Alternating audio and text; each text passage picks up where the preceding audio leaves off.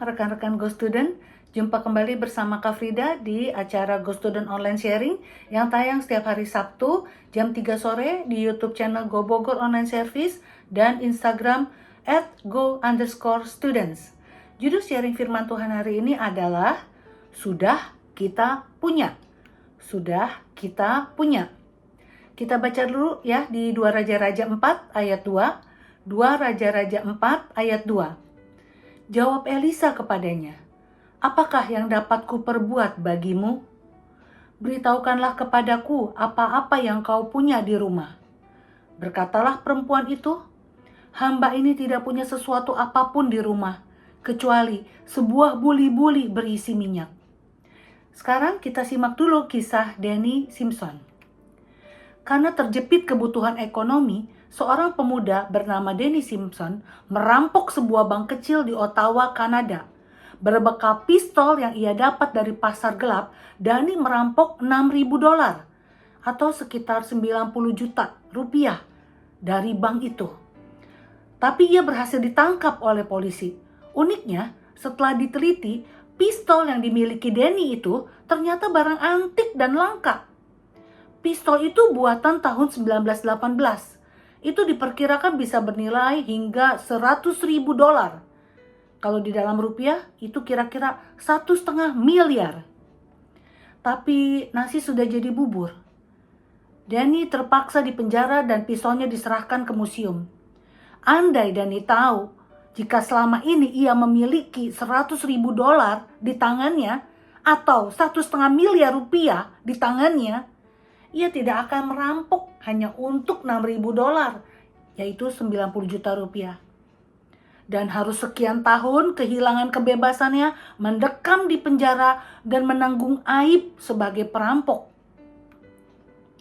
Banyak orang melakukan hal salah hanya karena mereka tidak menyadari apa yang mereka punya. Karena terdesak kebutuhan, seorang karyawan nekat mencuri uang perusahaan. Padahal ia sudah dipercaya oleh atasannya. Hanya untuk uang sekian rupiah, hanya untuk yang remeh-remeh, yang menghancurkan kepercayaan itu. Dan saat ketahuan, ya dipecat dan kehilangan mata pencahariannya.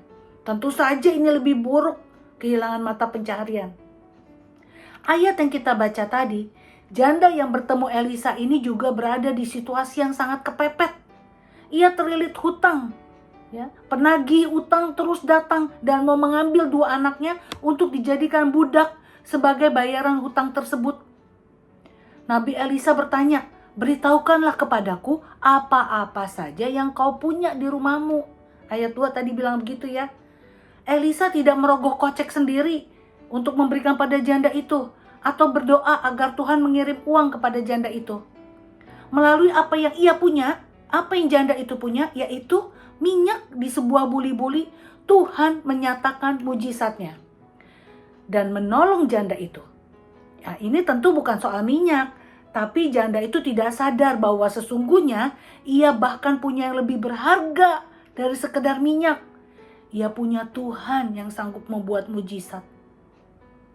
Sebelum kita mengeluhkan hidup kita, sebelum kita nekat melakukan tindakan yang salah karena terjepit keadaan, ingatlah, kita masih punya pengharapan kepada Allah. Minta hikmat dan kekuatan dari Tuhan agar kita tetap melangkah di jalan yang benar.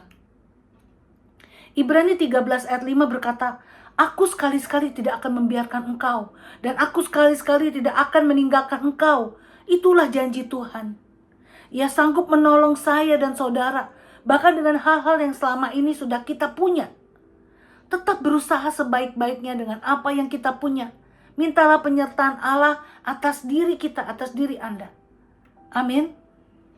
Demikian sharing singkat dari Kak Frida. Rekan-rekan Go Student dapat bagikan video ini untuk saudara-saudara dan teman lainnya. Jangan lupa memberi like dan di-subscribe bagi yang belum, agar dapat juga menyaksikan tayangan-tayangan lainnya dari Go Bogor.